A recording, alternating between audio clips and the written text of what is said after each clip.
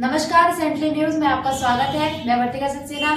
आइए देखते हैं आज के कुछ खास समाचार। शाहजहांपुर में तिलर थाना क्षेत्र के ग्राम मोहनपुर में बीती रात नामकरण की दावत के दौरान उस वक्त खुशियां मातम में बदल गईं, जब दावत में ना बुलाने से नाराज गांव के प्रधान ने बच्चे के पिता को गोली मारकर हत्या कर दी।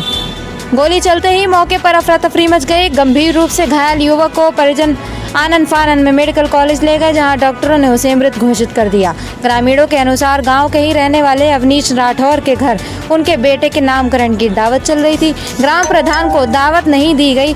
इसी बात से नाराज प्रधान ने बच्चे के पिता को गोलियों से भून दिया। गोली चलते ही चीख पुकार मच गई और लोग दहशत में इधर उधर भागने लगे।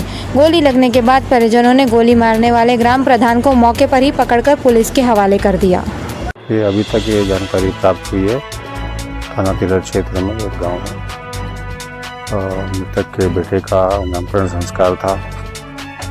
और जो आरोप लगाया जा रहा है वो है कि ग्राम प्रधान को इनवाइट न किए जाने के कारण उसके द्वारा उसके घर पर आकर के गोली मार दी गई। घायल अवस्था में उसे अस्पताल भेजा गया, किंतु वहाँ मृत घोषित किया गया।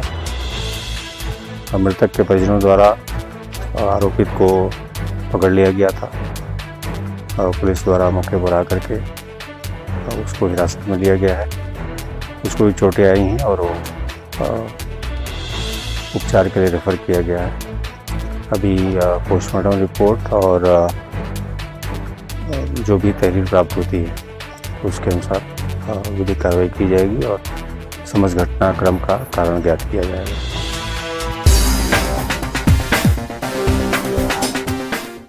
आयला मोहम्मद मुद्दे पर शरारती तत्वों ने शुक्रवार को बरेली का माहौल बिगाड़ने की कोशिश की, जिसे पुलिस ने नाकाम कर दिया। गौरतलब है कि इत्तेहाद मिल्लत काउंसिल IMC प्रमुख मौलाना तौकीर रजा के आह्वान पर सैकड़ों लोग मस्जिदों से निकलकर सड़क पर उतर आए। प्रदर्शन की अनुमति न होने और पुलिस के समझाने के बावजूद भी प्रदर्शनकारियों ने खलील तिराहे पर जमकर नारेबाजी की।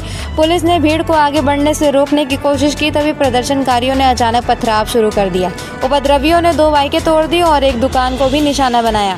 सड़क पर पत्थर, चप्पलें और वाहनों के टूटे शीशे बिखरे पड़े थे। स्थिति को नियंत्रित करने के लिए पुलिस ने लाठीचार्ज किया तथा आंसू गैस के गोले छोड़े। DIG अजय साहनी, SSP अनुराग आर्य और DM अवनीश सिंह सहित आला अधिकारी मौके पर मुस्तैद दिखे। पूरे इलाके को छावनी में तब्दील कर दिया गया। 4500 जवानों की तैनाती के साथ 15 quick response team, 8 drone squad और हर गली चौराहे पर पुलिसकर्मी तैनात किए गए हैं। स्थिति पूरी तरह नियंत्रण में है। रिसेंटली न्यूज़ के लिए बरेली से सौरभ गुप्ता की रिपोर्ट। उसमें क्या एग्जैक्टली हुआ, किस तरीके से जो नमाज के बाद पथराव हुआ, पुलिस के ऊपर भी अटैक करने की कोशिश की गई, क्या हुआ था घटना? जैसा कि आप सब लोग जान रहे हैं, आज जुमे की नमाज थी। इसको लेते हुए पहले कुछ कॉल की गई थी। इस संबंध में लगातार जो धार्मिक प्रतिनिधि थे सभी से लगातार वार्ता की जा रही थी और आज सुबह से ही मैं, SSP, प्रशासन के लोग, सभी लोग मौके पर मौजूद थे फील्ड में और फोर्स लगातार शहर में लोगों से बातचीत कर रही थी और ये लोगों को बताया गया कि आप लोग शांतिपूर्ण तरीके से नमाज पढ़ें और वापस चले जाएं। इसका परिणाम ये हुआ कि 90-95% लोगों ने शांतिपूर्ण तरीके से नमाज पढ़ी और वो लोग वापस चले गए। अचानक बाद में कुछ खुराफाती तत्व आए और जिन्होंने पथराव और फायरिंग शुरू करी और इसमें पर्याप्त उनकी वीडियोग्राफी और फोटोग्राफी की गई है। उस आधार पर पुलिस ने भी जो उसमें लोग मौके पर पाए गए ये करते हुए उसमें से कुछ की गिरफ्तारियाँ सुनिश्चित की गई हैं और वीडियो और जो हमारे पास फोटो साथ हैं उसके आधार पर अग्रिम कार्रवाई सुनिश्चित की गई। कितनी जगह पे हुई है सर? ये शहर में 3-4 जगहों पर हुई है। बाकी भी ऑफिसर्स अलग अलग जगह लगे थे। अभी हम लोग मौके से ही आ रहे हैं और सबको हम लोग इकट्ठा कर रहे हैं, मीटिंग करने जा रहे हैं। उसमें सारी चीजें क्लियर करेंगे और उसके बाद हम लोग बाकी कितने लोग घायल हुए पुलिसकर्मी? पुलिस के 10 से ज़्यादा लोग घायल हुए हैं और उनका उपचार कराया जा रहा है और संबंधित डॉक्टर जो है उनसे हिरासत में अलग अलग जगहों पे चूंकि हुआ है तो वहाँ लोगों की गिरफ्तारी हुई है। वो संख्या अभी हम लोग मंगा रहे हैं। फायरिंग की घटना जो हुई है उसमें छर्रे लगे हैं, कुछ वेपन भी बरामद किए गए हैं और वो सारे तथ्य जो हैं वो अभी हम लोग तरीके से ये साजिश थी आपको लगता है या क्या लगता है कि लोकल थे? जैसा कि आप लोगों ने देखा, आप लोग भी मौके पर थे और तमाम प्रेस के बंधुओं को भी इसमें चोटें आई थी या पथराव आप लोगों ने देखा, खुद वीडियो फुटेज आप लोगों ने भी इसके कवर किए हैं। ये पहले से कोई साजिश की गई थी, तभी अचानक इतने लोग सामने आए और प्रॉपर तैयार होकर आए और ऐसे लोगों को चिन्हित किया गया है। बाकी अभी का प्रकरण है तो इसमें हम लोग इसकी सारी चीज़ों की इन्वेस्टिगेशन क्या कर रहे हैं। बाहर से भी कुछ लोग आए थे ऐसी अभी शुरुआती जांच में कुछ मिला है? हाँ, अभी जो फोटो और वीडियो है उसके आधार पर हम लोग ये चीज़ें देख रहे हैं कि कौन कौन से लोग थे और कहाँ के लोग थे। हम पे पर्याप्त साक्ष्य हैं। मुकदमा दर्ज होगा? जी, निश्चित रूप से इसमें FIR पंजीकृत होगी। जो भी विधिक धाराएं हैं उसमें FIR पंजीकृत की जा रही है।